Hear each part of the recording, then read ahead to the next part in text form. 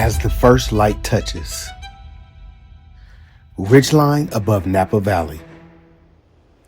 The mountain speaks in quiet tones on Howe Mountain, where the air is cooler and the climb is earned. Burgess Cellars stands rooted in resolve. The land here is not gentle, it demands patience, discipline, and trust in time. Vines push deep into volcanic soil, drawing character from elevation and restraint from the wind. In the cellar, decisions are deliberate, guided not by urgency, but by understanding. This wine, shaped by altitude and intention, structured yet graceful, powerful yet composed, every bottle carries the imprint of the mountain, a reminder that greatness is not forced, it's cultivated. On this ground, tradition is not preserved for nostalgia, but refined for what comes next. This is Burgess, rising above, enduring beyond, and speaking through every glass.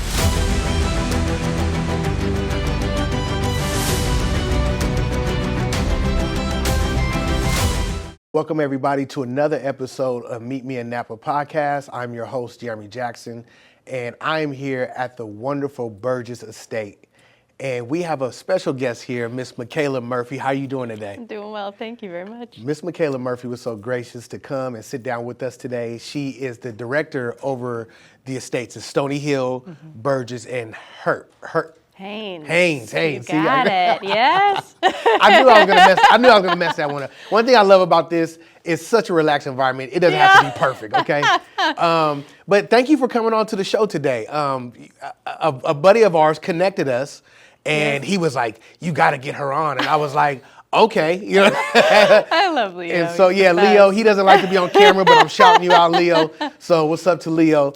But yeah, you're here today, and let's have a cheers to a good conversation. And while we have a cheers toast, tell us what we're toasting. What do we have in our glasses? Sure. Well, cheers Yes, first cheers. to you. Yes. Absolutely. This is Sorensen. So this is our monopole vineyard, coming from the original site of Burgess. So we're now in Napa Valley, but these are the original vines from the estate that is up close to Howe Mountain. Okay. So 40-year-old vines, high elevation, beautiful kind of power and grit behind the structure here. And Burgess, throughout the years, has been sourcing fruit from their estate. Okay. Now that we've had a couple of other projects where we're acquiring fruit from some of our other sister properties or growing outside of this estate, we wanted to make sure that you knew that this was the original vineyard. Okay. So now we're calling it Sorensen. It's named after Bill Sorensen, who was the winemaker over Burgess before Lawrence Wine Estates acquired it. Okay. Over 40 years of winemaking. Bill Sorensen. So, Okay. an ode to Bill. All right. Well, cheers to Bill. So Michaela, tell us a little bit about yourself. What is your journey? Where did you start your journey into the wine world? And tell us just a little bit about you. Okay. Well, I started out of the wine world in the world of theater. Okay. And moved to Chicago to continue that career. Realized through the process of needing to pay rent, you're working in restaurants, that there was this whole world of wine that was about storytelling as well. It was a little bit more focused on personal connection versus maybe being on the big stage, which is a wonderful way of telling stories. But kind of the universe tells you that this is the path you need to be on. Yeah. It was just so loud and clear that that's what I needed to do. So I did a pretty big 180 shift. That, with the talent of memorizing mass amounts of information in a little bit of time, really started that path into the world of becoming a sommelier. So how did the art world help you, or do you feel like it helped you at all when you were starting to journey into the world of wine? Absolutely. I mean, it's still the world of storytelling, just through a different lens. Okay. And it's always about people. In theater, you are really bestowing a sense of empathy to the highest degree because you're becoming somebody else on stage. You're learning the whys and the hows and the history of what's going on, whether it's an actual story that has happened in the past or a new story being told. And then in the world of wine, you're taking that lens and it's hands-on everything. You're traveling the world. It's agriculture. It's craft. It's bringing people together. Yeah. And that's really the through line, at least in the mentality of the world of theater and art into the world of wine. Right. So because there's that storytelling aspect, right? And Yeah. so I like that. When you're watching a movie or you're watching actors display a character, I always have this argument at the barbershop. Okay. Because we argue about different actors and actresses, and I'm not going to say any names, okay? But there's a particular actress that I always lament about that is very highly regarded, and I say my personal preference is I don't think that this particular person is as great as they're said. My feeling is when somebody is acting, I want them to be when I'm watching them, I want to not see them. I want to see the character that they're playing, right? And so that's what separates like the great actors from, not to say they're bad actors, but that's what separates the top tier ones. Yeah. When I'm watching them, I don't see the person's name, I see the character. Yeah. And so anyways, just had to say that. No, I love it. And it's a great conversation to have too, because to be a great actor, to be a great storyteller, it can't be about you. Mm-hmm. You have to let yourself go. And it's the most humbling thing when you are an actor putting on an act you're playing. You can't really bring yourself on stage because you're embodying somebody else. Yeah.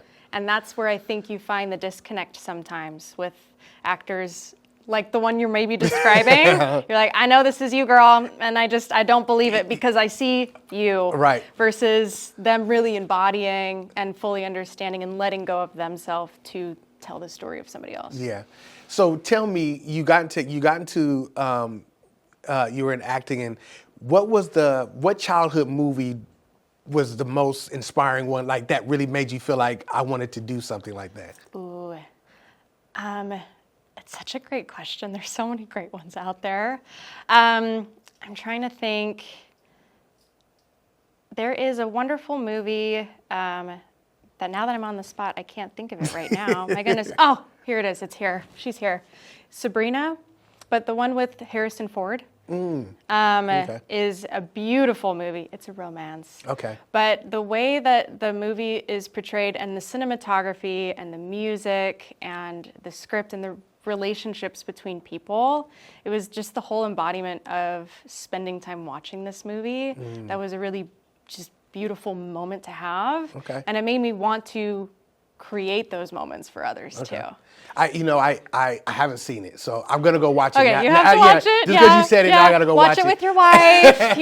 Open up a bottle of wine. I want to say this was funny. The other night I watched When a Man Loves a Woman, and I never with Meg Ryan and Andy Garcia. I've never seen that movie before, but when it came out, I was like 14, so I don't think I was its target audience. But just randomly, my favorite thing to do is come home, put on a movie that I'm gonna fall asleep to. Yes. And so I put it on. It was so good, and I didn't fall asleep. I watched the whole thing. Yeah. So I love movies. I love the artistry. I love the story. The storytelling is it just gets you every time, right? And you remember it forever, right? You remember it forever.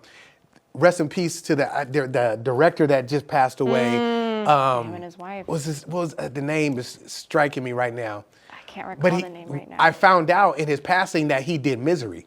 He did. Misery is one of my all-time favorites. I love Misery. So, people in their art and from the writing to how they portray the writing just really can stand with you for a lifetime, right? And I want to kind of segue into that because I feel like wine has that same thing as you were explaining it. People kind of remember that first glass that they fell in love with.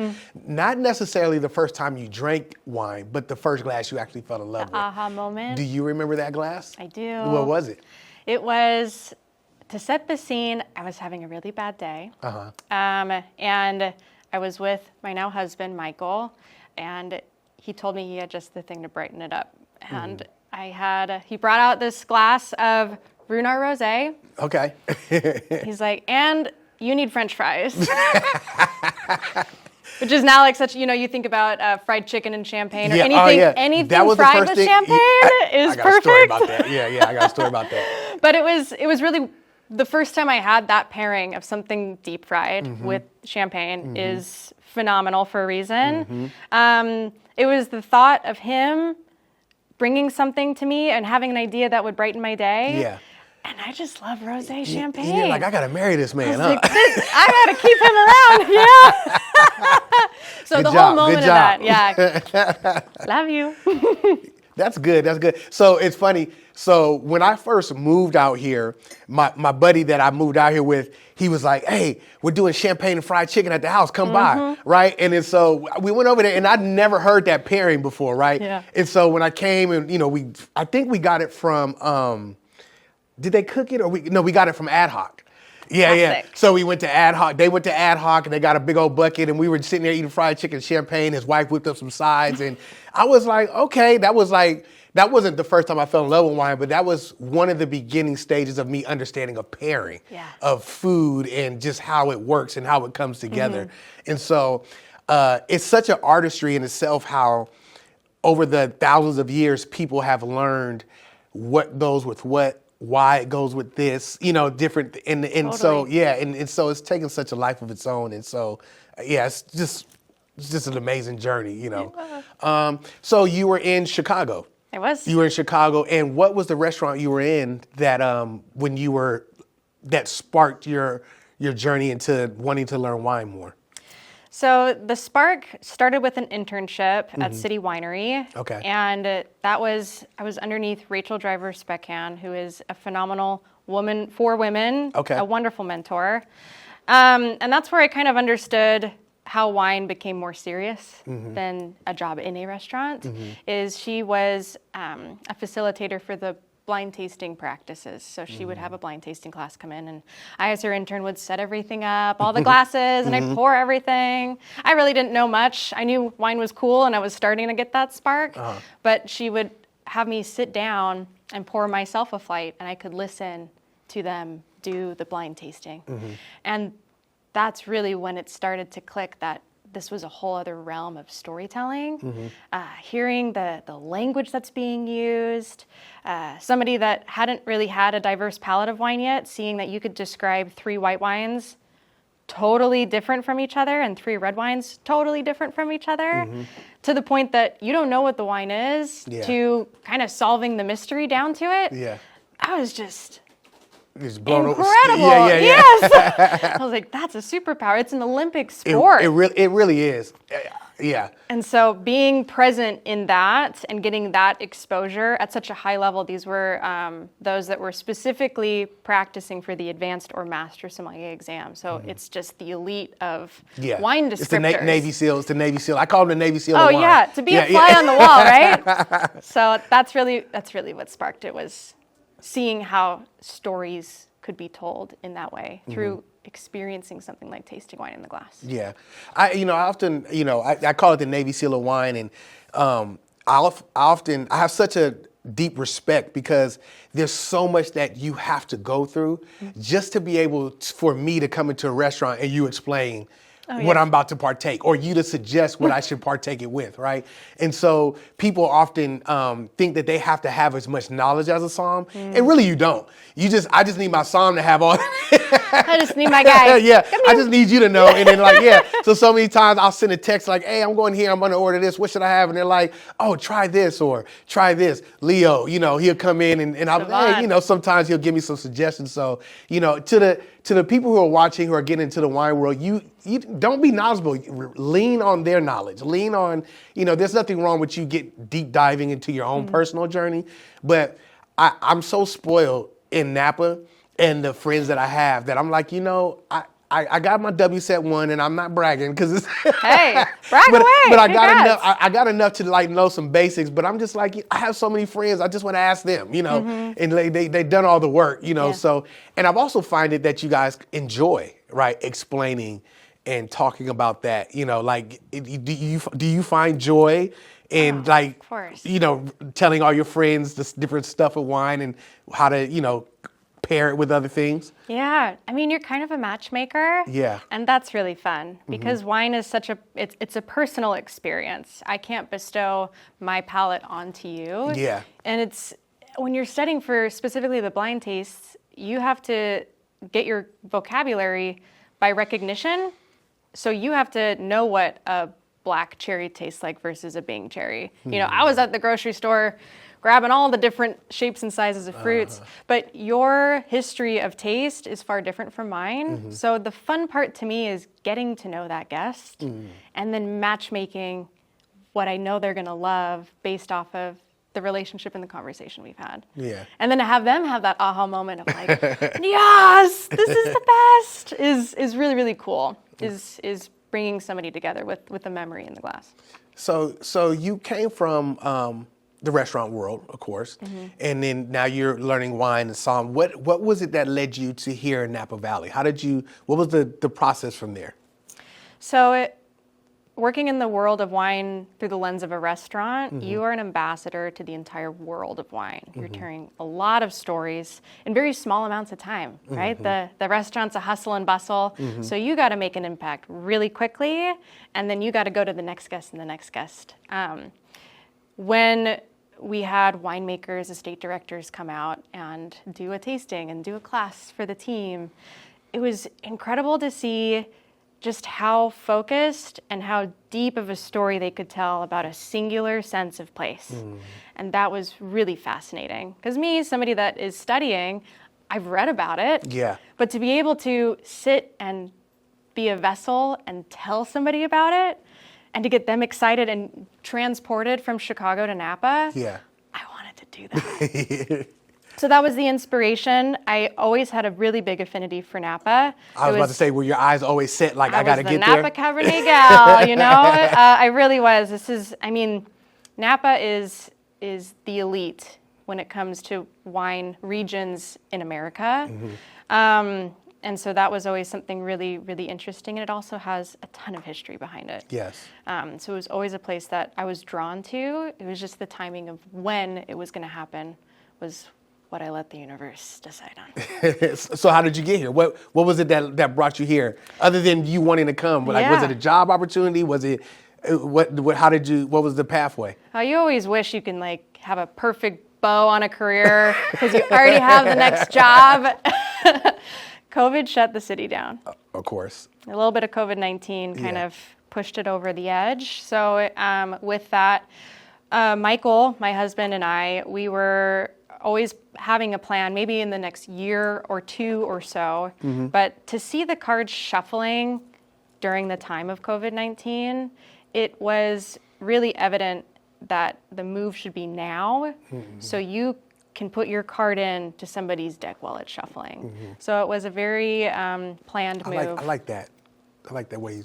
To fit it in. I love it. And so we got ourselves a couple of harvest internships. Also because travel was totally shut down. Yeah. So a lot of interns that Yeah, fill up because the people slots. come all over the world to do that, and it wasn't there. Everything. Yeah. And nobody could travel. And so it was kind of on a whim. I knew Jessica Koga from Schramsberg. That's where I did my internship. I sent her a text message. I was like, hey, what would you think if I came and did an internship with you? And she was absolutely like, let's go, let's bring you out. And so that's really what started it all. So how was your harvest? How was your first harvest here? What was that experience like? I still haven't done one yet, and I keep telling people like I want to do a harvest just because I respect the process so much. So what was that like for you? Anybody that is worth their salt in wine should do a harvest internship because of how hands-on and how consistent the physical hard work is throughout harvest. The respect that the winemaking teams and the vineyard teams should have always is through the lens of harvest. Yeah. It is just incredible the amount of work and how hard it is to make wine in any capacity. It is. You know? And I think the greatest amount of respect you could give is by doing it yourself. Yeah. It was hard. I was in the best shape of my life that harvest. That's for sure. Oh man. So how humbling was it coming from the restaurant world? Then you jump in the wine, you're getting all the education. Now your hands are in the dirt. What mentally, where were you at? Was it humbling? Was it chaotic? Where were you at? COVID. So Yeah. you have all these things happening, right? Everybody thought the world was going to end. whirlwind. I thought it was going to be zombie apocalypse. But I think we all did for a while there. but it didn't happen, So anyway, so we're here now. But what was that like for you mentally with that transition? Yeah, humbling is definitely the word to use for sure. And I think you go from a world, of course, of like beauty and magic and flair in a restaurant scene to doing the work. Not saying that you work extremely hard in restaurants, but I think just the physicality of doing harvest, you're stripped away from all of that. It's just the work. Yeah. It takes a lot. I think, especially doing an internship in the time of COVID, it was so impactful to everyone in a really negative way. There's a lot of stress. There's a lot of unknowns. The emotions are really high. They're really sad. They're really angry. So I found a lot of freedom and comfort doing a harvest, especially at Schramsberg, because you are by yourself and making wine in a cave. Yeah. And it was just really nice to be able to have a little bit of that escape and to be working so hard and so consistently that you're so focused on the work that you forget about everything else that was going on. Yeah. So I was really grateful that was the timing that I did my internship. Did it make you fall more in love with the finished product? Yes, absolutely. Especially with the amount of things that could go wrong in really dramatic ways. I'm just so grateful, it made it in the glass. Like it is, I absolutely love wine on a new level just because you know what goes into it. Yeah. And with really incredible wines, it's like there are so many different, a million decisions are made. Yeah. And could be made in a different way. And so to have the lens of a winemaker, be able to, they're magicians. Yeah. They are capturing They magic. They are. And so to see them taste something from the beginning, and it tastes weird at the beginning. Yeah. That pressed fruit, it's like, is it grape juice? Like, what are we doing to the fermentation period? It tastes really weird, And it's cool, and I kind of come from a student's point of view, but for them to be able to taste something that has potential and know the decisions to make to get it there and in their vision is magic. So after you did your harvest, did you get back, were you working for estates? Did you get back into restaurants? Like what was your journey? COVID's kind of dimming down, harvest is done. What was your next step in that process? So I was on a journey to find myself within the world of Napa Valley. That was really just get out there and figure it out later. So I worked a little bit with the Napa Valley Reserve as another internship. I just did an internship on top of an internship while simultaneously working at Press Restaurant as a sommelier. Okay. So do what you know. Yeah. Kind of from the mindset of, I need to figure out how Napa works. Yeah. It's really different than the city. Find your community. Find your community. It is so important. Yeah, it is. And because there are over 500 wineries in Napa. It was great, and specifically at Press because of how deep their wine cellar is and how much of a watering hole that place is. Yeah. Everybody's going in and out of there. To really get the real story of wineries and to really figure out what my next steps would be to make a conscious decision of what estate and what stories I would tell. Yeah. Do there. So how was it at Press, which is a world-class restaurant, and everybody, has, if you're out here, you should go to Press. Absolutely. It's one of the stops that you should take. So how did that help you after getting the education, putting your hands in the vines? Now you're at another restaurant. And the one in Chicago, it was Alinea. Alinea, right. Which just got #1 again. I think I saw it rated in one of those awards. Yeah, absolutely. one of those magazines. One of those. Yeah, one of those rated magazines. Yeah. But yeah, so you were there. So how was even going to Press in comparison to Alinea? How was that for you? Did you feel like, hey, it was just a breeze because you already had that experience at such a world-class restaurant already? Or like, what was the difference for you between Chicago and Napa? It's a different story to tell. And Press is very focused on being an ambassador of Napa. Yeah. I mean, their wine list is the deepest Napa Valley wine list in the world. Okay. They got a James Beard Award for being a singular place, which is really hard to do because the qualifications are extensive. So I think having a focus on the world of food and wine in the sense of Napa, you get the freshest produce. We're in the land of plenty out here. Yeah. And it's all very centralized. Yeah. You know, all of the butchers are from here, the farms are from here, your produce, your flowers, everything can happen in this place. It's what makes Napa really unique. Yeah. So to be able to get that education versus Alinea is its own beast. Yeah. I'm really excited for you to go to Chicago Yeah. because you're going to dine there and then you're going to know. It's a very theatrical place. Okay. It's a tasting menu where you are being taken on a journey with your captain and your room. Things are catching on fire. Things are floating in the air. They're changing colors, like all of it.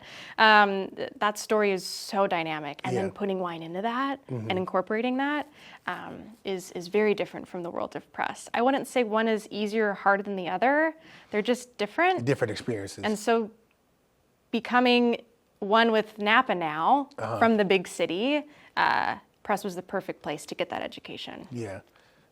So did you find your community through press? What did your community look like, even within the world of wine and even outside of wine? Because that is a very thing that I hear. Even for me, when I moved here, it was like you find your community, right? And so, and as small as it is, there's a lot of little different communities. Absolutely. that, around here. So how was that process for you and your husband like? It happened fast, and I think what's beautiful about Napa is how willing people are to reach out. It was incredible. Yeah. We had a couple of friends that Michael had worked with back when he was in St. Louis that had already lived here, and we did a starting trip just to kind of check things out. And they were the first people to, how can I help you set up this trip? Where do you need to taste? Like, what do you need? I think we are a community of what do you need and how can I help you? Yeah. That you build a community really quick, but like you said, I don't think it's really it's not the same 5 friends. It's everybody and whatever you need and whatever environment you're in, somebody's always there. Yeah. I found a really great community in the world of women in wine and business. Jessica being one of the first people that I reached out to because I came out for a trip in the Somme world and we went to Schramsberg, to the women of press, the alumni of press with Kelly White and Amanda McCrossan and Jody, these really powerful women that had built that wine program there. They find out another woman's been hired. Instagram, hello, hi. It's the people reach out to you, and that's what makes this place special. It is. Yeah. I would say that even with my podcast, it's when people see it, the people who are reaching out and just saying, hey, good job, or I like what you're doing, or or it's very focused, and it doesn't seem fake. No. It doesn't seem fake, and it's not as pretentious as people might assume it is. It's like that, and I'm saying that for somebody who's like living here in the community, right? Yeah. So like people just really like championing you and saying, hey, what resources can I give you to help you? And you'll find that a lot when if you come here, maybe there's somebody who wants to join a SOM program, or there's a woman who wants to, and they're skeptical about it because they don't know and they don't think they'll fit in. And I'm telling you, you'll fit in. You just got to get out here. Yeah, if you have a heart and a desire for the world of wine or food or whatever it is, this community will stand behind you. So you were impressed, and now you're directed here. And what was your transition from coming here to doing internships, and now you're in the leadership position? Like, what was that transition like for you, and how did that even take place? It's a great lesson of staying calm, cool, and collected all the time.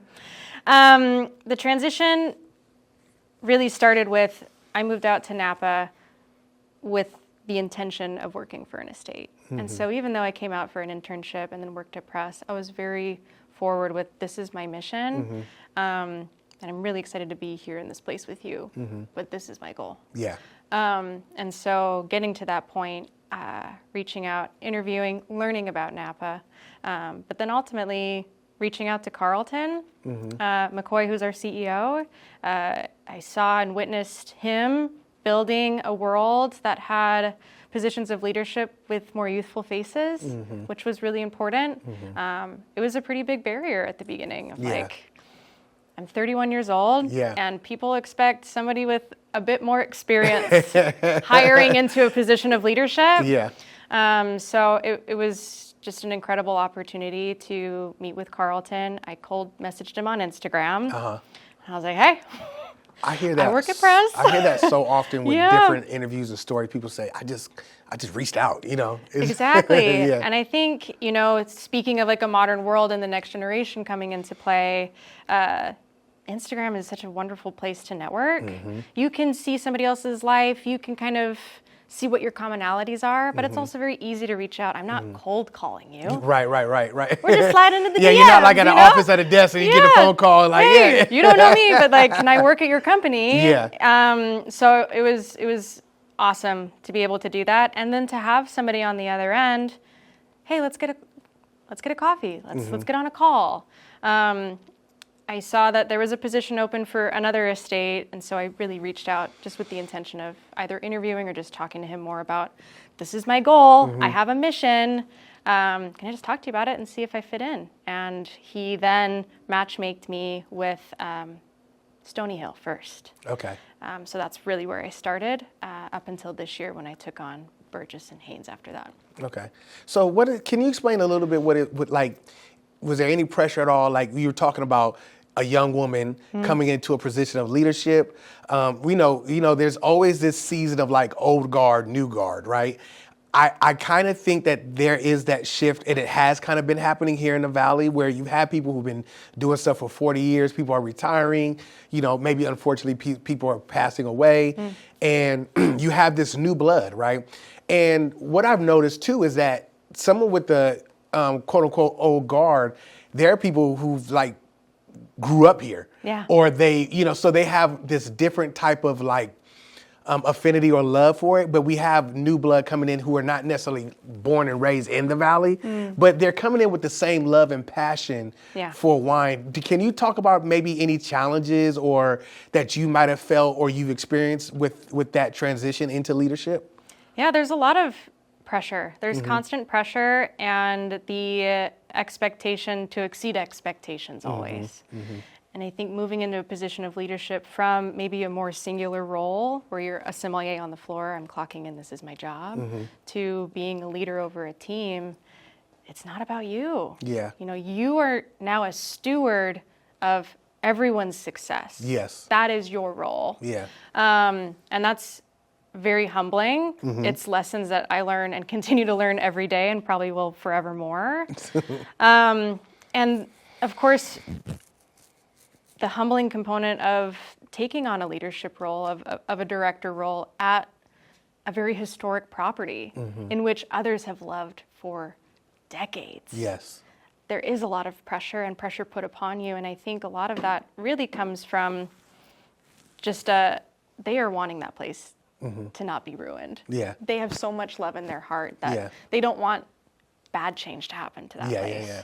And I think the lesson is you need to be confident in yourself and the fact that it isn't about me. So if you don't make it about yourself and you make it about, I need to be the steward of this story and do that in the best way possible. I'm just a spotlight for that. Yeah.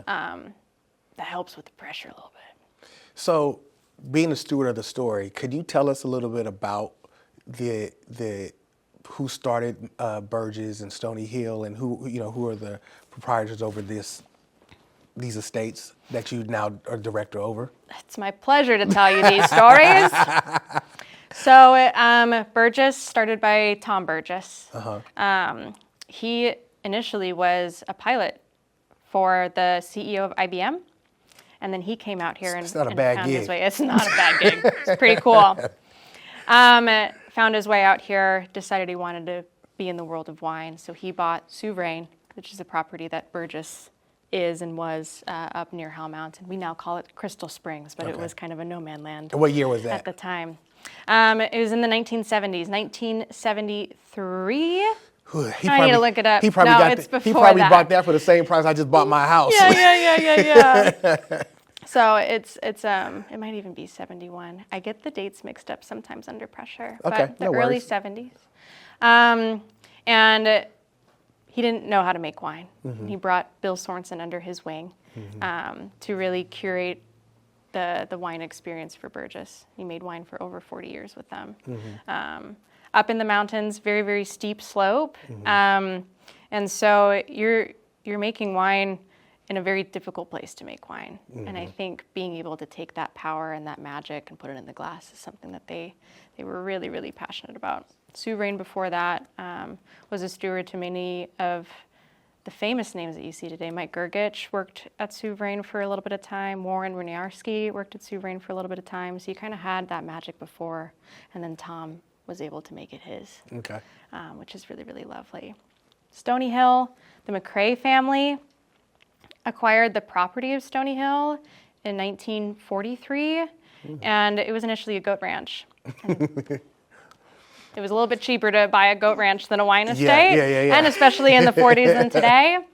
And they had an affinity of white Burgundy, and so they wanted to create, and they pioneered that mountainside, one of the first on Spring Mountain, to really turn it into a place of winemaking.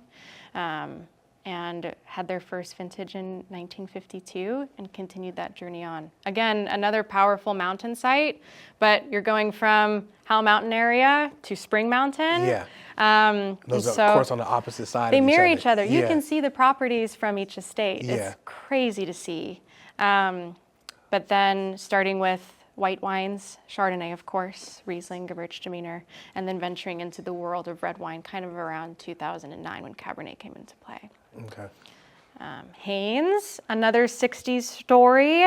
The Haynes family is a very small vineyard in Coombsville. It's an ancient place. Coombsville is a volcanic crater. That really kind of bellowed over into the bay. So you're completely surrounded by mountains. It's like a valley within the valley. So a lot of the soil and the sense of place there is really, really cool because it's all volcanic ash and rock and sedimentary soil. And so they started Haynes as a vineyard. They were growing the grapes and selling it to others. So you see a lot of their story through the wines of different producers. Arnold Roberts produced a Haynes for a little while. And so when Carlton acquired it with Galen, our owner, it was initially, I think, on the market as a house that was for sale. And he stopped by and he's like, this is not a house that's for sale. This is Haynes, we have to get it. And so this is really the first time Haynes has been its own estate, its own wine and story to tell versus a wine in somebody's portfolio to share in that way. And so the Burgess family, the Heights family, who's also in the Lawrence Wine Estates portfolio, and the McCrae family with Stony Hill, they were all really good friends. So it feels like we're bringing the band back together. Wow, that's amazing. Thank you for the story. So I know you work for Burgess, and I know that you work for, but tell me your first Napa cab that you fell in love with. Oh, Dunn Vineyards. Yeah. Okay. That was my favorite. Do you remember the year? Oh my gosh. No, I mean, I could just tell you a year that I loved, but that was really the first time, and it was through selling it at Alinea that I just fell in love with it. And it's the older vintages. I mean, you're talking about going to the 90s when the wax was really hard to break into. Where are they in the valley? Dunn is on Howell Mountain. They're on Howell Mountain. Okay. Yeah, absolutely. So that was probably my first experience with Napa, and the greatness of Napa Valley is the power behind those wines, and then how that Cabernet can really age into something stunning. So, one of the things that's probably exciting about your career is that you have a lot of, you never know who's going to walk through your doors, right? And I'm not going to ask you to give me any names because, but what I am going to say is, what I am going to ask is, like, what do you feel like when somebody walks through the door that is like, over the top famous that we all know, like, just people don't get to have jobs like that every day, right? So what is it, you have these exciting, and then there's also parts, the same with like being a barber. Sometimes, I won't say it's the same. Yours is a little bit more elevated. Hey. But the part I'm going to say is you never know who is sitting in your chair and what they have done in a lifetime, right? And you hear these amazing stories, Yeah. right? Just tell me what's probably one of the most exciting stories you've heard from a guest that's walked through the doors here. Oh my gosh. That you could just, think of, and even if it's somebody famous without saying their name, or if you want to say it, doesn't matter, just. Yeah, the story that immediately comes to mind, and there's fame involved, but it was kind of the experience of how we found out. One, we didn't know that they were famous when they came in. Okay. We did our harvest luncheon at Stony Hill, Uh-huh. and the gentleman it was a big king's table. Yeah. And so everybody's becoming friends with each other. And then suddenly you get to this point where we kind of matchmaked people with kind of the guest notes that, maybe somebody's a lawyer, so like maybe we'll put somebody else that's in the world of law in that area and everything like that. And it was, I see this guest and his eyes like light up and he's like, "You're this guy?" And then this gentleman who's in his 60s or 70s, he's like wearing a fishing cap on because that's what you wear to luncheon. I love it. Hey, I dig it. And then we figured out that who's now retired but still very influential in the community, he was the judge for the O.J. Simpson case. Oh, wow. Which was crazy. The head judge? The head judge. Oh, was that Ito? Was it? He was the Asian. Mm-hmm. Yeah. The kindest man you'll ever meet. Yes. But it was the fact that he That's kind of the biggest trial ever. Well, at least I've ever in my lifetime. Yeah. The most televised, absolutely. Yeah. It was the hugest trial. And to have him come in with his wife and just enjoy lunch. Yes. But to see how excited everybody else got that he was there, that was really cool. Yeah. He was so incredibly kind. And he was passing out flashlights because he was like, it gets dark up here. He just had pockets of flashlights he was giving the team to make sure we could go to our cars safely. Wow, yeah. So that was a fun story. I haven't really ever seen him do anything talking about that trial since it happened. It probably was so overwhelming. He probably never wants to talk about it again. He's very involved in teaching. Yeah. But that would be an amazing story to hear. Just post, all that, because that was a big deal. I remember that day. Yeah. I remember being in, I think I was in the 9th grade, and we were in a classroom, and a teacher busts in the classroom. She says, "The verdict is in." And this, I'm about to age myself. Do it. She had wheeled the TV. Oh, yeah. She wheeled the TV and turned it on, and it was such a big deal. But anyways, that's neither here nor there. So what is the future for yourself? What do you envision? Like, where do you want to take your career? Where do you see the future of Napa Valley? I mean, we all know there's a downturn happening right now. But it's not the end. I think, publications, there's a lot of negative press, a lot of negative, which I don't think it's negative. I think they're just reporting what's happening. But it's not the end of the world, right? It's very hard. But, where do you see the Valley, how a way that it can turn around, moving forward, and just in wine, and also even in your own career? That's a big question. It is. It is big. You're on the hook my right now. Okay. Now, if you get it right, you probably got a great job headed. I love it. I think personally, we're just at the beginning here. So I feel like I have an incredible opportunity to work with an amazing team to continue the stories of these wonderful properties. I think in regards to the Napa Valley, continuing to grow that sense of community, I think is what we need now more than ever, is that light that we spoke about when we first came out here and first started. I think continuing that on and building more upon that, because we're only going to get through this together, I think is paramount. And the fact that it isn't about us, it's about the guests that come visit us.